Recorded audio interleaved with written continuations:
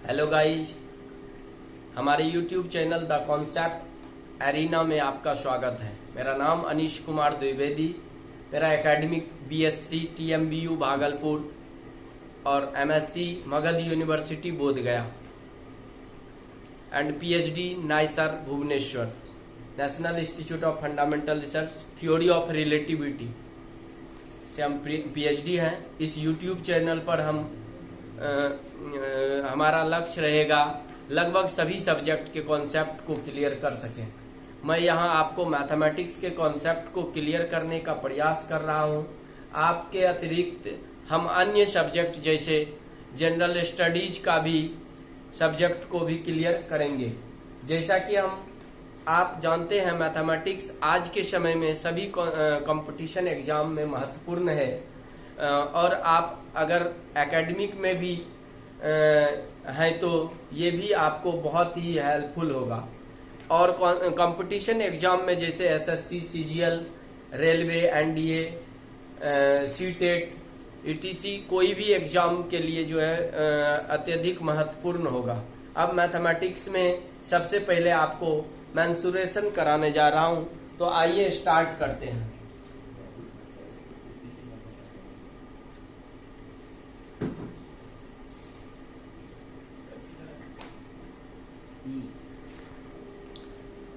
Mensuration में आते हैं। Area, perimeter. एरिया में सबसे पहले कोई भी चीज का, किसी भी चीज का एरिया निकालने से पहले ये कॉन्सेप्ट है कि मल्टीप्लिकेशन के टर्म में कोई भी एरिया होगा। एरिया का कोई भी फॉर्मूला होगा, चाहे वो रेक्टेंगल हो, स्क्वायर हो, पेरीमीटर हो, रेक्टेंगल हो, स्क्वायर हो, सर्कल हो, चाहे जो भी चीज हो, उसका एरिया जो होगा वो मल्टीप्लिकेशन के टर्म में होगा और पेरीमीटर जो होगा वो एडिशन के टर्म में होगा। अब हम आते हैं मेंसुरेशन में। मेंसुरेशन में ये रेक्टेंगल LB,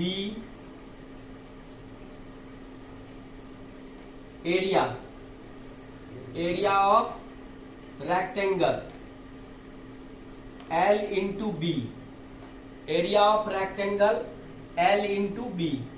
ये एरिया जो है मल्टीप्लिकेशन के टर्म में आया। और अगर हम किसी भी चीज का पेरीमीटर लेते हैं तो एडिशन के टर्म में आता है। सबसे पहले जो है रेक्टेंगल, हम कहते किसको है? Rectangle opposite line are equal and every angles are 90 degree, that is called rectangle. अब हम पेरीमीटर में आएंगे। पेरीमीटर का डेफिनेशन होता है addition of all side, that is called perimeter. Addition of all side, that is called perimeter. अब हम आते हैं, सबको ऐड करते हैं।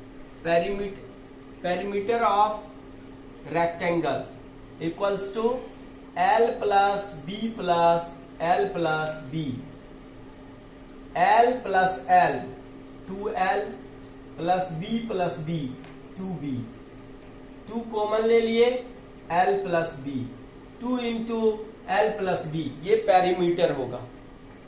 और इस तरह से हम area of rectangle L into B। अब हम इस पर स्क्वायर पर आते हैं। स्क्वायर का भी हम अगर एरिया निकालते हैं, area of square equals to क्या होगा? L into B। L के जगह पर A और B के जगह पर भी अगर A रखते हैं तो A इंटू A स्क्वायर, ये होता है एरिया ऑफ स्क्वायर। पेरीमीटर में आएंगे तो perimeter of square equals to क्या होगा? A plus A plus A plus A, 4A। ठीक है। अब हम आते हैं डायगोनल ऑफ स्क्वायर और diagonal of rectangle. Diagonal of rectangle होगा, हम ट्रिगोनोमेट्री में बताए थे कि P perpendicular equals to H square, perpendicular square equals to H square minus B square. और हम h स्क्वायर इक्वल्स टू पढ़े थे P square plus B square. ये हम पाइथागोरस परिमेय का जो है यूज किए हुए थे।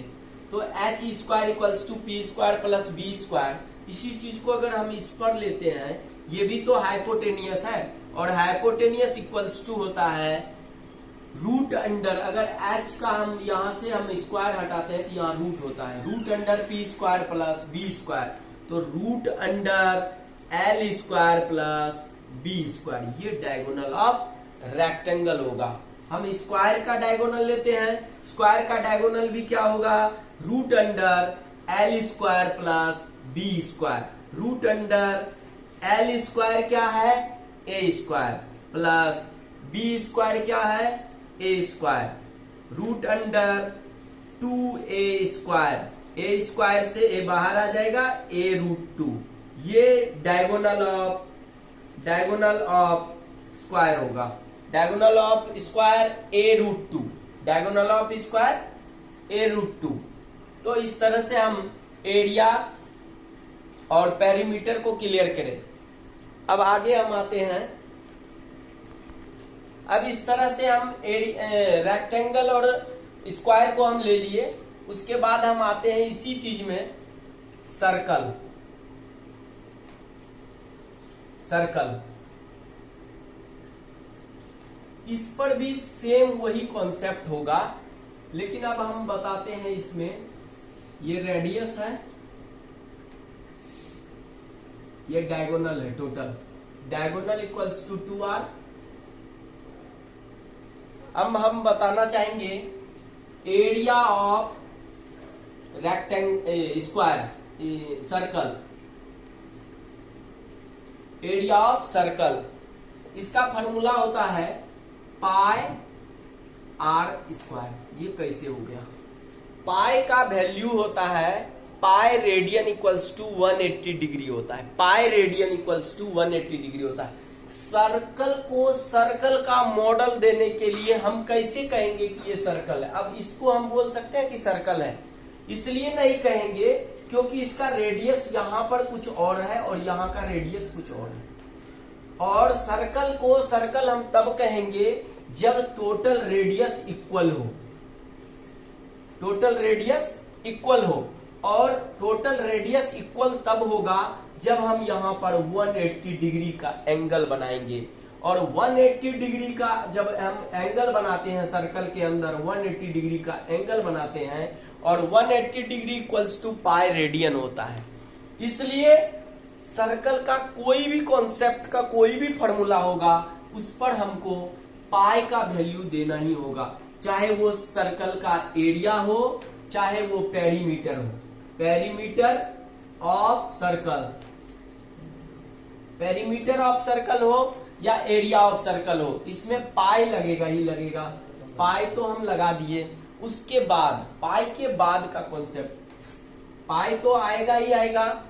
अब हम आते हैं एरिया इक्वल्स टू क्या बताए थे, L into B, L into B, इसका लेंथ क्या होगा R, ब्रेथ क्या होगा R, तो R into R, R square, ये हमारा एरिया का वैल्यू है।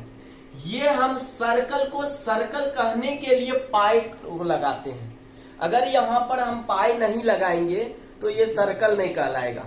सर्कल को सर्कल का पहचान देने के लिए हम पाई को लगाते हैं, क्योंकि इसका वैल्यू होता है 180 डिग्री, और 180 डिग्री अगर हमारे सर्कल में इंक्लूडेड ना होगा तो वो सर्कल ही नहीं होगा, इसलिए हम पाई का यूज करते हैं। और R into R, R square, ये हमारा फॉर्मूला हो गया, और इसमें पाई तो लगेगा ही लगेगा। उसके बाद R प्लस आर, पेरीमीटर में क्या होता है, addition of all side, R plus R 2R, तो 2R, इसीलिए हम जो है 2 पाई R जो है पेरीमीटर ऑफ सर्कल कहते हैं। 2 पाई R मेरा जो है पेरीमीटर ऑफ सर्कल होता है, और पाई आर स्क्वायर आपको एरिया होता है। अब इस पर हम हाफ सर्कल का हम लेते हैं, हाफ सर्कल, हाफ सर्कल का कॉन्सेप्ट, पाई आर स्क्वायर क्यों होता है?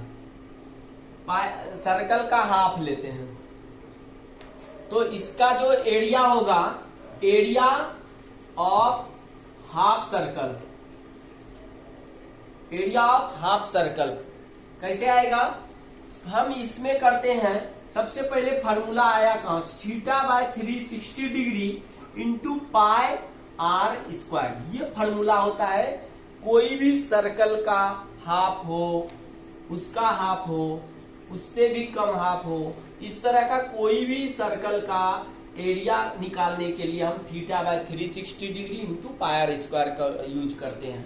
अगर थीटा का वैल्यू हाफ सर्कल है तो 180 डिग्री होगा, और यहां अगर हम 180 डिग्री का वैल्यू देते हैं, 180 डिग्री डिवाइड बाय 360 डिग्री तो कट के 2 आएगा, यानी कि 1/2 पाई आर स्क्वायर। ये हमारा हाफ सर्कल का एरिया होता है। और हाफ सर्कल का एरिया इसलिए 1/2 पाई आर स्क्वायर होता है क्योंकि इसका फॉर्मूला होता है theta by 360 degree into pi R square. इस कॉन्सेप्ट को भी जाने ताकि हम इस तरह का छोटा छोटा कोई भी पार्ट का एरिया निकाल सकें। और उसके बाद हम फिर आते हैं इसका perimeter of half circle. Perimeter of half circle के लिए आप तो तुरंत दिमाग लगाए होंगे कि 2 पाई आर अगर पूरा सर्कल का होता है तो इसका हाफ कर देंगे तो डिवाइड बाय 2 पाई आर हो जाएगा। लेकिन नहीं, ये जो पाई आर होता है ये आपको इसका वैल्यू होता है। ये जो पूरा सर्कल में कभी हाफ सर्कल का ये नहीं डायमीटर तो होता नहीं है, इसका जो है आपको पेरीमीटर हो गया पाई आर।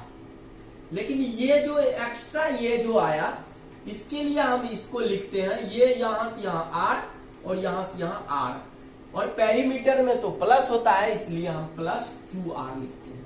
यानी कि पेरीमीटर ऑफ